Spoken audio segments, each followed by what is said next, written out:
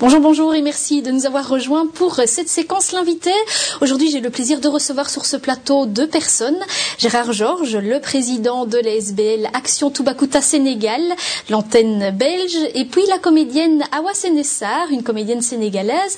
Ils sont ici tous les deux pour nous parler du projet Tintin, le livre Le secret de la licorne qui a été traduit en Wolof, la langue nationale sénégalaise.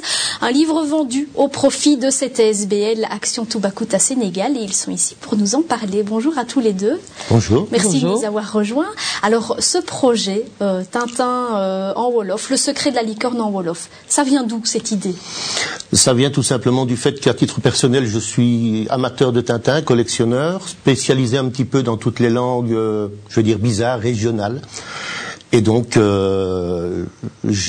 cherchant une activité pour le 10e anniversaire d'ATS, puisque nous avons commencé en 2002, nous souhaitions une action phare, mais qui puisse servir également sur le terrain là-bas.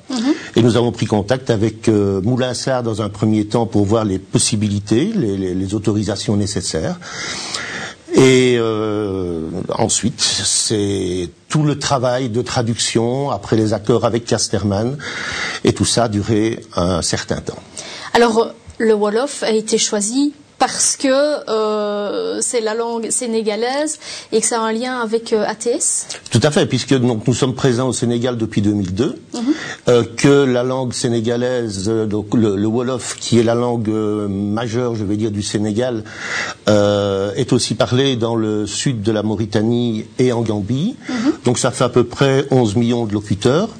Et on s'est dit que faire le premier Tintin en langue africaine, parce que c'est une grande première aussi chez Tintin, Tintin qui parle une langue africaine, eh bien c'était vraiment un défi à relever.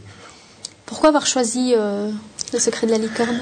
Le secret de la licorne, on ne va pas le cacher, on a essayé de surfer un peu sur la vague, je vais dire, de promotion du dernier film de Spielberg qui prenait le secret de la licorne, ça c'est un fait, mais nous avons aussi choisi cet album parce que c'est celui qui est le plus sobre, parce qu'il a une suite, donc nous espérons faire la deuxième partie, Le trésor de Rakam le Rouge, et aussi parce que, bon, la malheureuse histoire de Gorée, je vais dire, avec ces bateaux qui partaient, c'est un petit peu les bateaux de cette époque qui est repris dans le Tintin du secret de la licorne.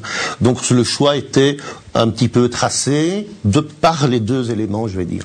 C'est un travail de très longue haleine, hein. C'est un projet qui va avoir 5 ans, quasi. Oui, les premiers contacts ont eu lieu au mois de février 2008. Les accords avec la maison Casterman en 2010. Et la réalisation et la finalité, donc le 22 décembre quand c'est sorti officiellement, 22 décembre 2012. Donc c'est un travail de longue haleine et je ne peux faire que de remercier tous ceux qui ont contribué, dont Awa. Alors justement, votre rôle à vous, Awa, on voit quelques images ici. Vous étiez venu l'année passée en résidence, on va dire, à Grand-Lay. Qu'est-ce que vous avez fait exactement sur ce livre? Sur ce livre, j'ai fait la première lecture. Et au-delà, j'ai fait aussi des corrections. Et il y avait à mon avis, il y avait des traductions qu'il fallait peut-être ne pas aller vers le mot à mot, mais plus aller chercher des équivalences dans la langue. Et ça aussi, j'ai eu à le faire. C'est un projet qui vous a séduit tout de suite? Oui, c'est un très beau projet, un très beau projet, parce que Tintin, je crois que c'est le seul livre que j'ai connu dans mon enfance, et les gens de ma génération connaissaient bien Tintin. Et je pense que à ce sujet, c'est très intéressant que Tintin revienne au Sénégal et traduit en langue nationale Wolof. Et il y a aussi, comme le disait Gérard tout à l'heure, ce rapport à la mer. Parce que l'Afrique, il y a l'Afrique d'antan, mais il y a le Sénégal d'aujourd'hui aussi. Et quand je vois un peu les frères Dupont qui sont au marché, ça me rappelle les marchés qu'on peut trouver au Sénégal, avec des gens un peu pas nets. Et aussi, il y a le rapport à la mer. Le Sénégal, Dakar surtout, c'est une île. Saint-Louis, c'est une île. Nous avons plusieurs îles. îles. Et voilà, le Sénégal, c'est un pays où la mer est très présente. Alors on l'a dit, c'est une grande première, un Tintin en langue africaine. Comment c'est perçu au pays, justement? Moi, j'ai eu à en parler à des amis qui sont très enchantés. Hein. Ils sont très très enchantés parce que cela veut dire qu'une histoire, quand c'est une histoire humaine, elle peut être racontée dans toutes les langues. Et le fait que ça soit raconté dans cette langue qui unit le Sénégal du nord au sud, la langue Wolof, parce qu'au Sénégal il y a 7 langues nationales, mais la langue qui unit vraiment le Sénégal, c'est la langue Wolof, qu'on parle du nord au sud. C'est magnifique, c'est un projet magnifique. Alors qu'est-ce que ça donne? Est-ce qu'on pourrait avoir une petite idée de ce que ça représente à l'oreille? Comment ça sonne? Au niveau phonétique, oui. Ça sonne bien parce que là j'ai le capitaine Haddock et Tintin. Oui. mu ni jëlal bi Njóob lang bi mbër mi de dafa ximali ko woon doon pare ngir soqi la bal bàyyi leen ma nee naa leen ba sonn du ko ngeen di wër waru leen maa jàpp Dupont ak Dupont ñu ngi nii na ngeen def Njóob lang si wala kaana si moo dugg ci biir sato bi doon fitnaal di mettal kilifa gi. Quelle était la plus grosse difficulté pour ce travail de traduction, de correction? La difficulté au niveau déjà de l'écriture, j'avais pas de soucis au niveau phonétique non plus, parce que j'ai été à bonne école. Le professeur Jean-Léopold Diouf qui a fait la caution scientifique, c'est lui qui m'a initié en Wolof, qui m'a appris tout ce que je sais faire, parce que c'est une langue qu'on parle au Sénégal, mais c'est pas évident de l'écrire, donc beaucoup de personnes ne l'écrivent pas. Donc la difficulté, c'était de trouver dans la langue nationale Wolof des équivalences pour traduire des situations, parce que si on allait vers une traduction mot à mot, ça n'allait rien dire au niveau du Wolof. Donc surtout au niveau des girons du capitaine, comment ne pas trahir l'idée de base, mais se faire comprendre aussi par les populations sénégalaises. D'accord. Alors justement, ça c'était un gros travail de trouver les bonnes personnes de référence pour faire ce travail d'adaptation. Oui, il fallait d'abord les traducteurs à la base, et là donc comme disait Awa, c'est un petit peu difficile parce que nous pensions que on allait avec les Sénégalais se trouvant en Belgique pouvoir facilement traduire, mais ça n'a pas été le cas et nous avons dû ouvrir, et ça a séduit pas mal de personnes, et notamment le président, l'ancien président du Sénégal, Monsieur Abdou Diouf, qui maintenant est secrétaire général de l'Organisation de la francophonie. Quand on lui a présenté cette idée qu'on travaillait par le biais de l'internet avec une connexion avec plein de Sénégalais qui étaient répartis un petit peu partout, je vais dire dans le monde, puisqu'il y en avait au Canada, et même en Bosnie-Herzégovine par exemple, mais aussi bien dans les pays du Sud. Et donc on a eu, ce travail a été fait par Internet, et on a vraiment eu un bon retour. Mais il fallait évidemment canaliser, parce que les origines différentes pas de quartiers, mais de régions sénégalaises, il y avait des différences, un petit peu comme dans le Wallon par exemple, c'est la même chose. Et donc là, il fallait recanaliser tout ça et remettre ça dans un entonnoir pour avoir une version martyre que nous avons donnée à Awa. Et donc ça, c'est Sering Diouf qui a fait le travail, qui est un travail de très longue haleine aussi. Et après cela, Awa a fait son travail. On a eu aussi Marie-Madeleine Diallo, qui est une autre comédienne sénégalaise de Saint-Louis, qui est très connue au Sénégal, qui a mis sa petite patte aussi, sa petite griffe à l'édifice. Et puis alors, il fallait que nous ayons une caution scientifique, et la meilleure que nous puissions trouver, c'était la personne ayant réalisé le dictionnaire de référence français-wolof, et qui est autre que Monsieur Jean-Léopold Diouf. Donc c'est beaucoup de Diouf dans tout cela, mais c'est le hasard qui a fait les choses, et on a eu donc une équipe formidable. Et il faut aussi bien dire, parce que comme c'est un projet humanitaire, que toutes ces personnes, du premier au dernier, toutes ces personnes ont travaillé bénévolement et pendant toute la durée du projet. Et ça, on ne pourra jamais que les remercier, parce que il ne faut pas oublier le but du projet. Alors justement, c'est un projet éducatif aussi, une idée éducative aussi là derrière. Oui, c'est-à-dire que le problème que Awa l'a évoqué tout à l'heure, le Sénégalais, en général, comme beaucoup d'Africains, connaissent leur langue de façon orale, mais ont très difficile à l'écrire et à la lire. Pourquoi ? Parce que le Sénégal, par exemple, est une ancienne colonie française, donc encore à l'heure actuelle, ils vont à l'école en français. Donc leur journée se passe en français, et c'est quand ils rentrent à la maison, quand ils côtoient leurs amis, etc., qui parlent le Wolof. Et leurs études sont faites en français. Donc, je veux dire, le Wolof est un peu délaissé au niveau de l'écriture. Quand ils rentrent à la maison avec papa, maman, ils n'ont pas été spécialement à l'école en français, donc là les discours se font plus en Wolof, et donc les gens ne savent pratiquement pas lire et pratiquement pas écrire le Wolof dans la masse. Voilà, il y a une perte.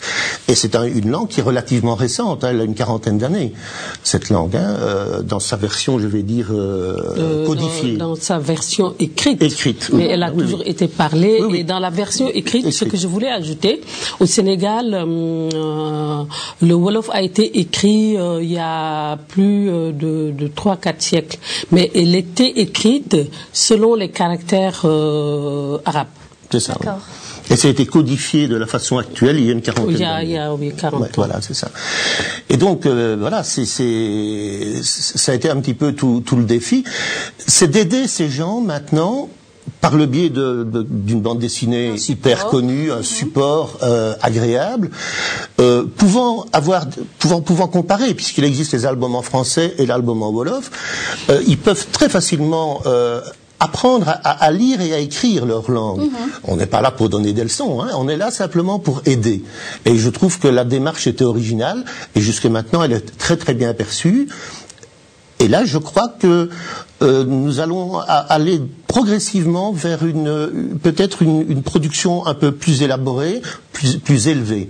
Parce que il faut savoir que l'album n'est sorti qu'en 3000 exemplaires, et les 3000 exemplaires, avec ce bénéfice que nous retirons de la vente des 3000, nous pouvons offrir 1000 albums au Sénégal. Mais évidemment, 1000 albums au Sénégal, c'est une goutte d'eau dans un océan, ce n'est pas suffisant. Donc pour cela, il y a plein d'autres démarches que nous devons faire.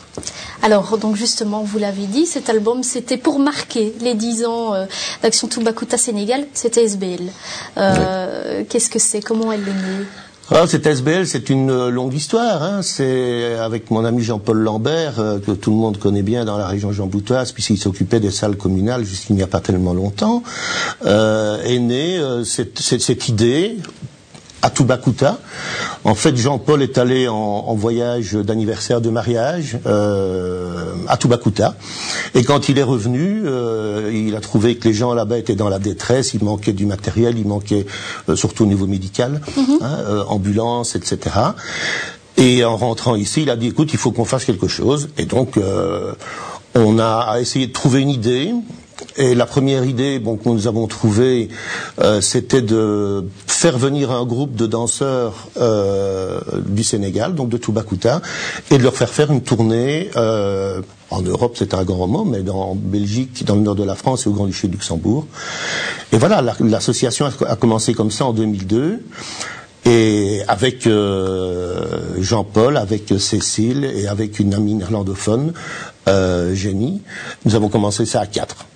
Et l'association a grandi.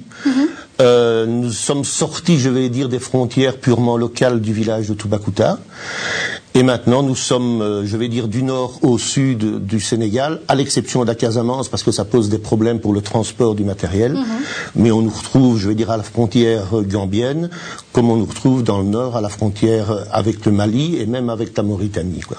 Donc on est présent sur une vingtaine de sites en 10 ans. Alors, vous amenez principalement du matériel médical. Oui. Je vous propose de regarder un petit reportage qui avait été tourné en 2010, justement sur une collecte, vous allez voir, d'équipements médicaux en tout genre. Nous sommes dans la région namuroise, dans l'un des dépôts d'Hôpital Sans Frontières. Avec le soutien du Rotary International, cette ONG équipe en matériel médical les centres de soins les plus démunis au monde. C'est ici que se trouve une partie des équipements destinés à l'hôpital de Galoya, au nord Sénégal. Mercredi matin, ce dépôt accueillait tous ceux qui ont apporté leur contribution à cette opération, à commencer par Oumoul Kerisso, une Sénégalaise qui s'investit depuis près de 10 ans dans l'humanitaire. Mon père travaille avec le maire de Galoya.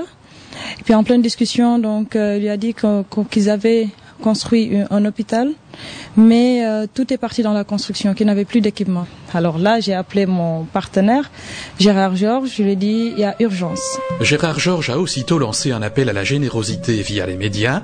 Il a également sollicité le soutien d'Hôpital Sans Frontières. Nous sommes un peu des vieux routiers de l'aide humanitaire.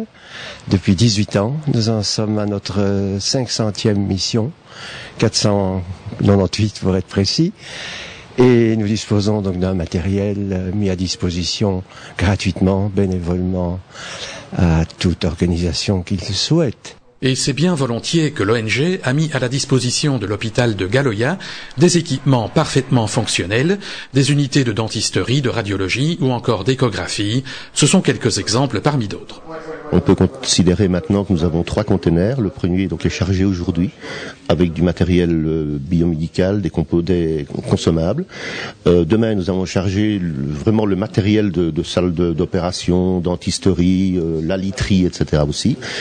Et vendredi, nous chargerons encore de la literie et de l'autre matériel. Les 2 premiers containers seront affrétés par Hôpital Sans Frontières et le 3e le sera à Jean-Blou vendredi avec divers autres dons. Nous avons récolté chez des médecins, des infirmiers, même dans des hôpitaux, suite aux appels que nous avons lancés, énormément de matériel. Et je voudrais profiter de l'occasion qui m'est donnée pour remercier tous ces gens qui l'ont fait, parce que aussi bien des personnes âgées qui ont donné ce qui restait dans les cabinets médicaux, aussi bien des personnes anonymes qui avaient un lit qui ne servait plus. Et ils nous ont contactés, on a fait vraiment du ramassage et on parvient à compléter un 3e conteneur, ce qui est merveilleux. Il faut se rendre compte que c'est à peu près 200 mètres cubes de matériel que nous avons récolté en 40 jours. C'était inespéré. Les containers arriveront au Sénégal à la mi-juin. Leur transport est financé par l'ONG Reset World d'Oumoul Kerisso. Mais l'action ne s'arrêtera pas là, puisque tous les besoins de l'hôpital ne pourront être satisfaits en une fois. En attendant, les premiers équipements envoyés de Belgique sont attendus comme un don du ciel par les habitants et les ressortissants de Galoya. Quand on leur a expliqué qu'on avait pu avoir tout cela, ils étaient à la limite en larmes. Donc tellement, c'est-à-dire ils n'espéraient pas pouvoir, c'est-à-dire avoir tout ce matériel-là.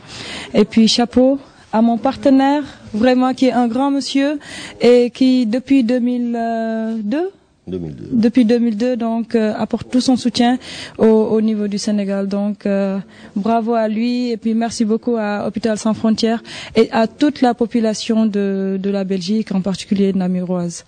Voilà, merci beaucoup. Voilà, une action parmi tant d'autres.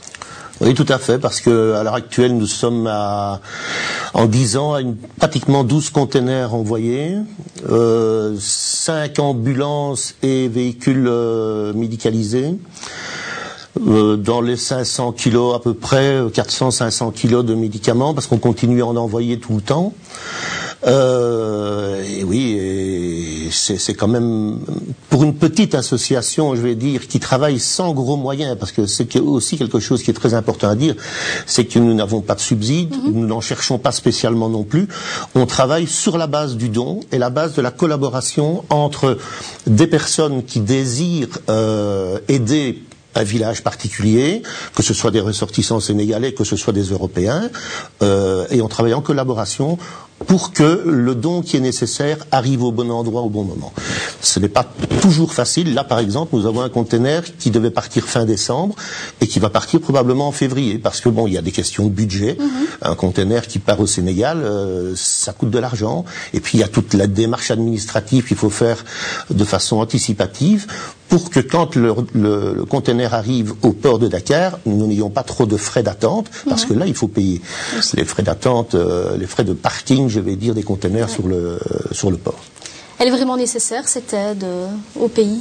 Oui, je pense qu'elle est nécessaire et moi c'est la raison pour laquelle quand Gégé m'a demandé de participer à ce Tintin de manière bénévole, je le savais déjà, j'étais consentante en me disant que oui, je suis un artiste et si je participe à ce projet, je sais que les retombées vont aller quelque part dans une école et c'est tellement important, c'est très très important de participer à l'éducation des enfants sénégalais et le faire avec Tintin, c'est le faire de manière très ludique parce qu'ils vont avoir une histoire à lire, une histoire à découvrir et oui, je suis assez contente de participer à ça.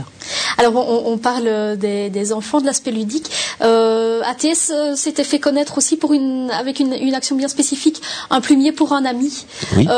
Que les gens bloutois vont certainement retrouver dans leur mémoire.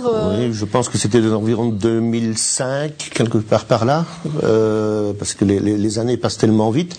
En fait, nous avions contacté toutes les écoles primaires de Wallonie-Bruxelles. Et nous leur avions proposé qu'au mois de juin, quand les enfants terminaient leur année scolaire, au lieu de laisser le plumier dans le fond d'un tiroir, parce que la plupart du temps, il y a un nouveau plumier qui est renouvelé, on avait suggéré de les laisser dans les écoles.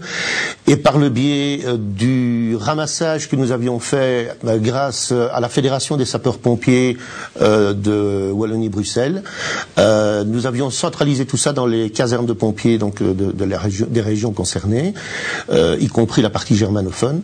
Et nous avons donc récolté tout du matériel nous avons recréé des cartables complets pour 4323 enfants, si mes souvenirs sont bons. Et donc ça a été envoyé là-bas et distribué directement de la main à la main à l'élève, avec évidemment des très grands sourires, parce que bon, eux parfois ils ont un crayon, un bic. Ici on leur donnait carrément un plumier complet avec gomme, taille, crayon, etc. La petite règle, parfois des petits gadgets complémentaires. Et ce qui était très intéressant aussi, c'est que nous avions demandé aux enfants de mettre un petit mot dans le plumier en disant voilà, moi je m'appelle par exemple Julie et je t'offre mon plumier. Et quand ces plumiers sont arrivés à destination, on avait demandé aux élèves qui les recevaient, via les professeurs évidemment, de faire un return. Et certaines écoles ont reçu des petits courriers, des petites lettres avec des petits dessins de sympathie, Belgique, Sénégal, etc. Et tout ça s'est passé d'une façon merveilleuse. C'est important de créer ce lien justement, ça sensibilise plus les gens, je suppose qu'ils se disent voilà, ça sert vraiment à quelque chose, ça atteint son but. Et en ce qui nous concerne, c'est vraiment notre méthode de travail. Nous souhaitons en permanence une transparence, c'est-à-dire nous souhaitons que les dons qui soient donnés, que ce soit les plumiers, que ce soit le matériel médical, arrivent au bon endroit et nous accompagnons toujours le don. C'est-à-dire que quand un conteneur est parti, dès qu'il est sur place et que nous savons que dans un certain laps de temps, disons d'une semaine, une tranche d'une semaine, le conteneur pourra sortir du port. À ce moment-là, nous nous déplaçons, on va sur place et on va voir les gens, les autorités médicales des régions, pour qu'ils soient présents, pour ne pas que le matériel qui soit donné soit détourné, n'arrive pas au bon endroit, quoi. Voilà. Quels sont les projets à venir ? Bien d'abord, ce projet-là, parce que c'est un qui nous a pris énormément de temps. Maintenant, il faut l'aboutir, il faut le vendre. Donc, nous allons avoir une conférence de presse, je vais dire, qui va être assez intéressante, puisqu'en collaboration avec Wallonie-Bruxelles internationale, nous allons très probablement avoir une conférence de presse qui se passera au Centre belge de la BD.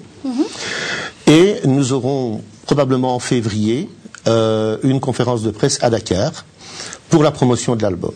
Donc ça, c'est pour la vente des albums, puisqu'il ne faut pas oublier le but final. Il faut en vendre 3000, et on compte sur vos auditeurs pour qu'ils en achètent, bien sûr, pour que nous puissions offrir les 1000 au Sénégal. Ça, c'est très important. Comment est-ce qu'on peut se le procurer? Il est disponible où? Alors bon, comme nous devons garder tous les bénéfices, puisque cette opération doit être une opération blanche en finalité, ce n'est vendu que par le biais de l'association. Donc on contacte l'association sur Internet ou par téléphone et un formulaire est envoyé à la personne qui décide du nombre d'albums qu'il désire. Il y a une spécification aussi qu'il faut donner, c'est que cet album est vendu donc au prix officiel de chez Casterman, donc 12,50 €, et que cet album est cacheté et numéroté, donc jusqu'à 3000 exemplaires. Donc ça va donner, je vais dire, c'est une pièce de collection, et ça va être une pièce qui, dans l'avenir, aura deux aspects. Ce sera le premier Tintin en langue africaine, et ce sera un album numéroté. Donc ça, c'est intéressant. Et puis il y a une chose que nous n'avons pas dit tout à l'heure avec Awa aussi, c'est qu'à l'arrière de cet album, il y a un glossaire en français, wolof, anglais de 350 mots. Il y a 2 pages de grammaire français et la traduction wolof de cette partie grammaticale. Et puis, il y a l'explication du projet. Et tous les éléments se trouvent à l'intérieur, donc pour nous contacter. Ou sinon, c'est l'adresse toute simple de l'association, c'est info@ats-belgique.org. D'accord, ça c'est l'adresse mail. Et puis nous, on a sorti aussi l'adresse du site internet, ats-belgique.org. C'est la même chose. Avec l'envie peut-être donc de faire une suite, vous l'avez dit? Bien, on voudrait, puisque... Vous serez partante? Oui, je serai partante et voilà, par le biais aussi de notre ASBL sur Bruxelles, l'ASBL Les Bonnes, que dirige Philippe Fontaine, où je suis membre. Donc, et qui est partenaire du projet. Qui est partenaire du projet. On est partant pour une seconde aventure sur Tintin. Très bien, on va vous suivre alors. Hein. Nous l'espérons. Merci à tous les deux d'être venus nous parler de ce beau projet, et à une prochaine fois certainement. Avec plaisir. C'est nous qui nous remercions. Voilà, c'est ici que nous allons nous quitter. Merci à vous de nous avoir suivis.